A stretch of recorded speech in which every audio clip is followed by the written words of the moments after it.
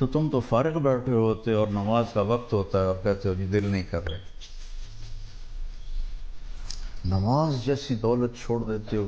اگر 14 صدی میں کسی کو نماز معاف ہوتی تو آل رسول کے حسین شہزادہ آل بیت اہل بیت کربلا کا میدان، ایسا ظلم نہ زمین نے دیکھا نہ آسمان نے دیکھا. اور جو ہی نماز کا وقت ہوا تو شمر سے کہا نماز پڑھنے دو. حالانکہ وہ نام ہی پڑھتے تو ان کے لیے تو جنت کے دروازے کھلے ہوئے تھے. نے کہا نہیں ہم جنگ نہیں روکیں گے.